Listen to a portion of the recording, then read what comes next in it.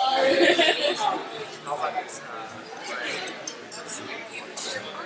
sure what that is. But it might be. It looks like Peterborough. Peterborough.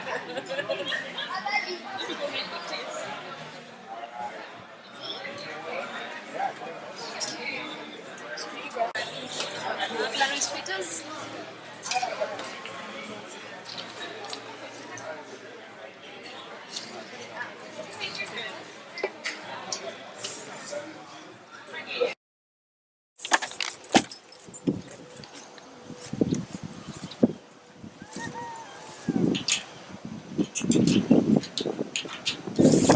When it's ready to be harvested or sold, I just advertise it to the African community. So they use it for their during the cold weather. Mm-hmm.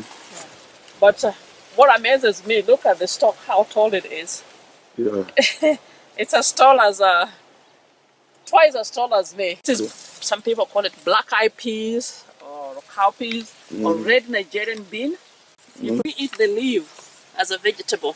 So I'll be harvesting this and freeze it for winter. I'll go and show you.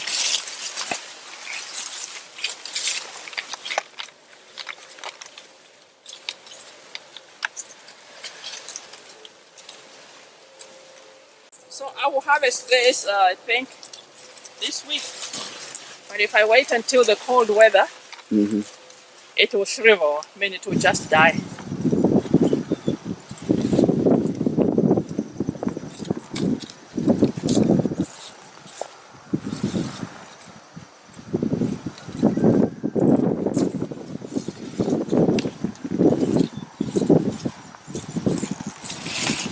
This vegetable, I was introduced to it by the Congolese group, and they call it ngai ngai. And the Indian groups call it gangura. But according to them, it's a very nutritious vegetable. You can see from this leaf, the cold weather has hit it. So it must be very sensitive to cold weather. This is a very nutritious vegetable. This is eaten by a lot of people from Sierra Leone, Congo, I think Uganda, Malawi, Tanzania. They like the tender parts. This is another one that I'm saving, the seeds. Yeah, they are ready. I need to find it. Yeah.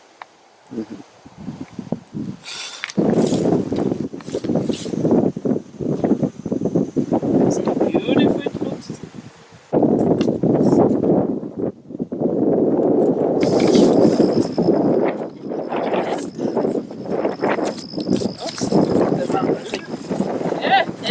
My name's Chris Parrish. I work at the Sustainable Business Center in Galesburg, Illinois. I'm the food coordinator and gardener. Love it. I think it's great. That's one of the reasons why we are involving you in our farm to table. I haven't experienced much African food. I ate a few restaurants in Minneapolis, Minnesota, and was blown away. Loved it. My name is Janet Zintambila. Most people call me Mama Janet or Mama Zintambila. I'm from Kenya in East Africa. I am a Luya from the western part of Kenya. Actually, I'm Maragoli, but we fall under the category of the Luyas. I first came to the United States in 1979. First thing was, of course, the weather, very cold.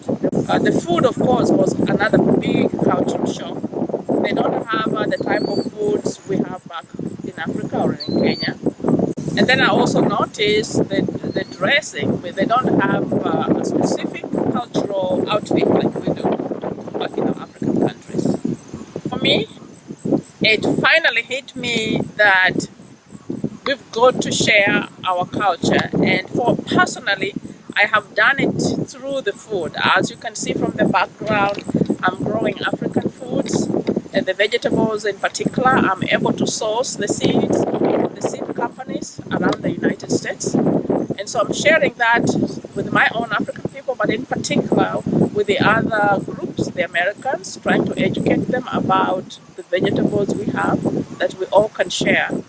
And I've been able to do that at the farmers market, talking about the vegetables we grow, the nutritional value, and even giving them a recipe to go and try. And for the most part, once I do that, they become repeat customers. They like our vegetables.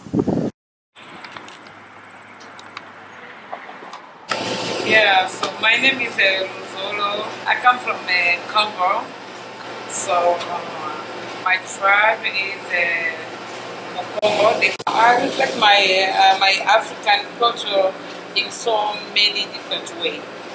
I dress, I feel comfortable to dress up in the African, way. So, especially when I wanna meet some different African people, I like to be in African, dress. So, in my language. So when I'm around people who speak in my dialect or, the language we speak at home, I like to speak my language or my dialect. Here to Chicago to get our food, African food. So it was hard, 2 hours traveling all the time. So one day I just decided, I can help, communities, African community here in Normal Bloomington, to bring them what they need. Then they have to travel far away, to get it.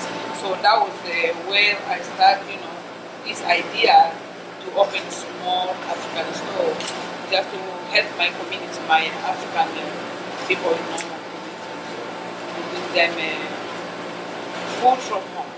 I have so many different African food here. So I have Nigeria food. So it's a lot. I can even say the names, but it's a lot. Then I have a Ghana food.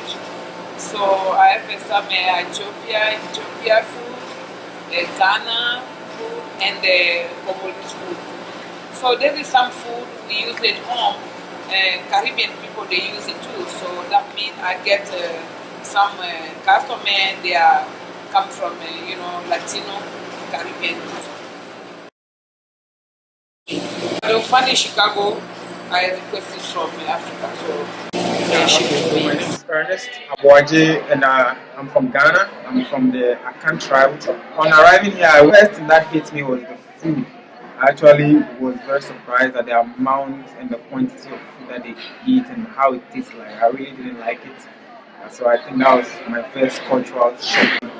I think nowadays I'm able to enjoy the food that they prepare and stuff like that, and their way of life, the accent and all that. I try to make the food back home, and I also miss the constant stable weather back. Because during the summer that I was able to exhibit some aspects of the wearing of my dress, and as you can see right now, I'm wearing my dashiki, which is a native Ghanaian dress, and I'm actually loving it. Yeah, my name is Waswa Adetomiwa from Nigeria, from Southwest Yoruba. I've been here for 21 years. What me first is the people, the lot of people in New York. Oh my God, like I was in Lagos. I mean, anybody from Africa, I still speak Yoruba, I will speak it. I still eat my food, still eat African food. I still wear African dress every opportunity I have, especially when the weather is nice. I like to be in African dress. So basically, you still keep close to home.